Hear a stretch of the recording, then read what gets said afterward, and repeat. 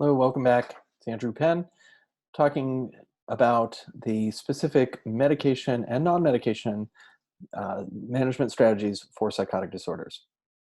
So the mainstay of treating psychosis are what we, not surprisingly, call antipsychotics. And these are roughly categorized into two categories. So what we call the first generation or classical or typical antipsychotics are things that you might be familiar with, like haloperidol or Thorazine. Those are the sort of classic first generation medications.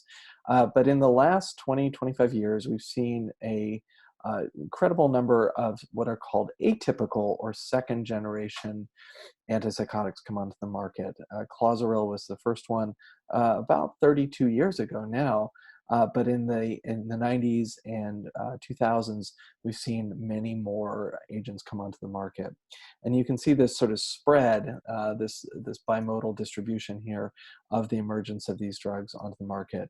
You have to remember that until chlorpromazine or Thorazine came out in the mid 1950s, we had really no medication treatments for psychosis. We largely used long-term institutionalization as a way of managing this illness. So when antipsychotics came into the world largely in the 1960s, it was a revolution. It was really like developing a treatment for something that we never really had treatment for before, and we used a lot of them, and it allowed so the closure of a lot of the large state hospitals. Now, of course, there's a lot to be said about how the switching of that care delivery to the community was incomplete at best or a failure at worst, and has contributed largely to some of the homelessness that we see on the streets of our city. But it's important to understand that this was a really revolutionary thing in psychiatry. Now, the problem was, as we quickly found out, that a lot of those medications came with many side effects. And that the newer generation of medications did not have some of those same side effects. As it turned out, they had different side effects, and we'll talk about that more in a moment. But the atypical antipsychotics, which are largely what is used today, have a lot of things that are great about them. They're fairly easy to dose, and usually people will start to show a response in their psychotic symptoms relatively quickly, usually within the first or second dose. And in many ways, they're better tolerated. They don't, especially with regards to acute movement disorders and muscle stiffness and things like that. But they do have some downsides, especially if they're used for long periods of time, particularly around metabolic issues, and in the case of some of them, disruptions to neuroendocrine systems such as prolactin. Weight gain has become a tremendous problem with a lot of, especially the earlier second generation antipsychotics. That is definitely something that has been worked on with the more recent agents to try and reduce the weight gain liability. But some of the earlier medications like olanzapine often came with enormous amounts of weight gain. And of course, when these medications first come onto the market, they are often very expensive. Olanzapine, for example, when it first came onto the market, that's also known as Zyprexa, was running about $10,000 per year per patient. And so you can appreciate how that might very quickly add up to healthcare dollars. So as I mentioned earlier, we traditionally worried about what we call extrapyramidal symptoms and tardive dyskinesia with the first generation antipsychotics. Weight gain was less of an issue, and some of the other metabolic issues that you can see there in the small bubbles were less of a concern. But people would get these terrible movement disorders such as tardive dyskinesia, which is this sort of unconscious but marked involuntary movements. You might see somebody who's thrusting their tongue in a rhythmic way, or they're rolling their fingers, or they're rocking. Those are symptoms of tardive dyskinesia. Those have become less of a concern with the newer medications. They're not completely absent, but they're significantly reduced. But in their place, we've swapped out a lot of metabolic symptoms. And earlier in one of the modules, I mentioned that people with schizophrenia, on average, live 25 years less than their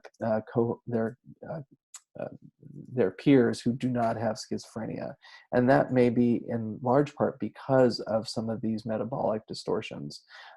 Also can be attributed to things such as suicide and tobacco use. But we really have to be mindful about the metabolic load that we put people on with these medications.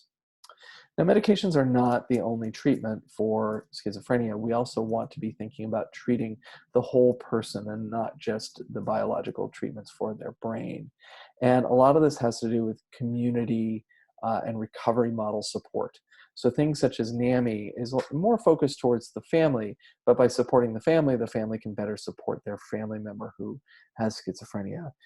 Things such as clubhouse models are wonderful. These are places where the community is actually run by people who are members of that organization. So these are people with diagnoses who work to deliver the programs that are given at that program, and they are part of a community. They have lunch together, they clean the place together, they cook together, and it really creates a community, which is, as I mentioned, many people with schizophrenia often are struggle with interpersonal relationships, and so having a protected space like that can be very helpful.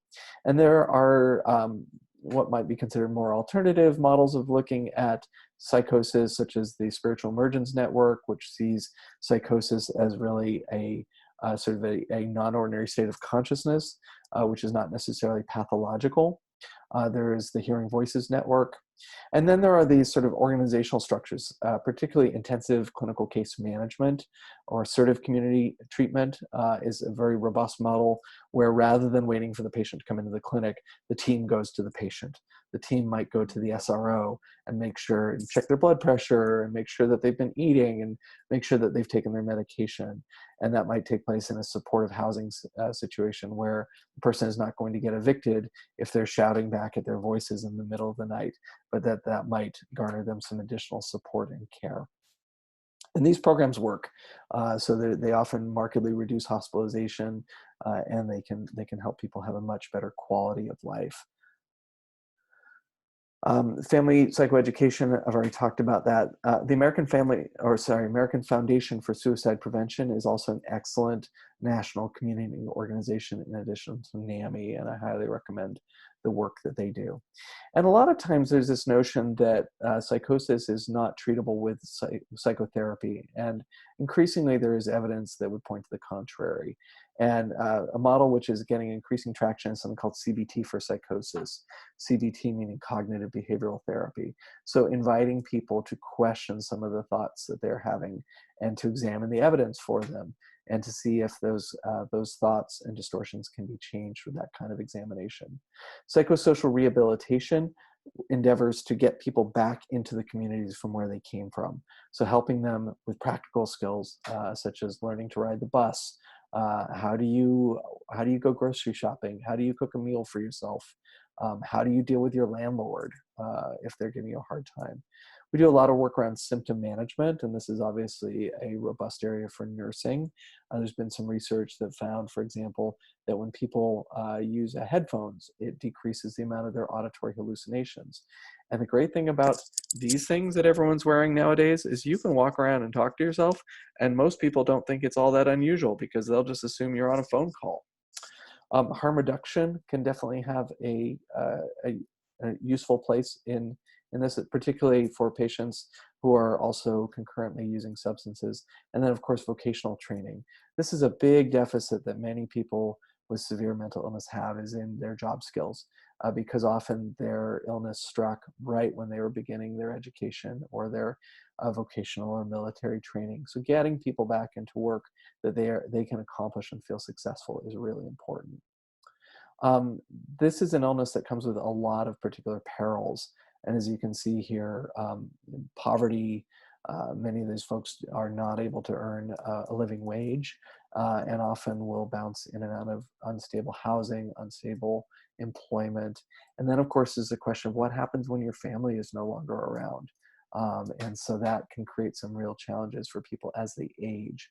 And of course, there's still a lot of stigma and marginalization around psychotic illnesses. We refer to people as crazy, for example. There's a lot of stigma.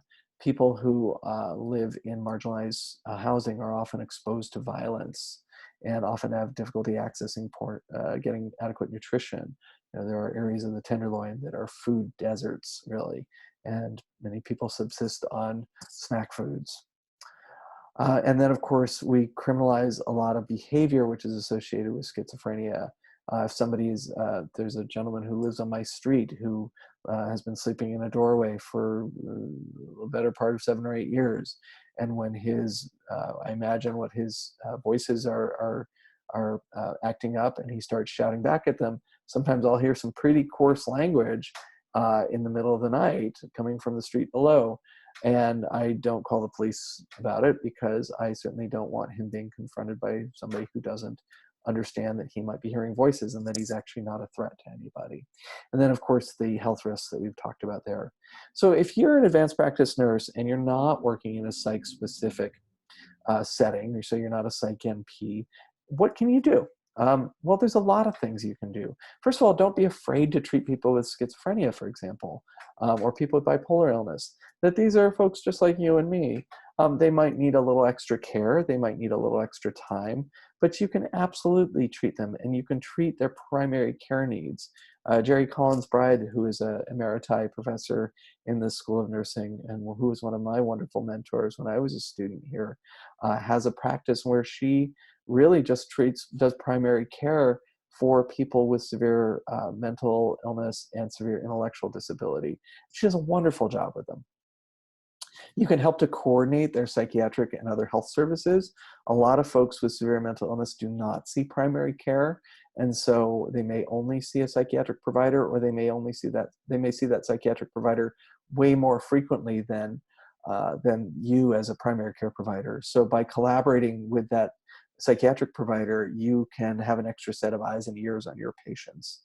And you want to monitor the same things you would be doing for your other patients, but particularly if they're on atypical antipsychotics, you want to be looking at their lipids, you want to be looking at their fasting glucose, you want to be looking at their weight and their truncal obesity, and you want to help people quit smoking, because that really is probably one of the things that causes the greatest reduction of life in people with psychotic illness. So thanks for your attention on this. In our last section, we're going to talk about some special populations, including women, young people, and the thorny question of cannabis use. So stay tuned.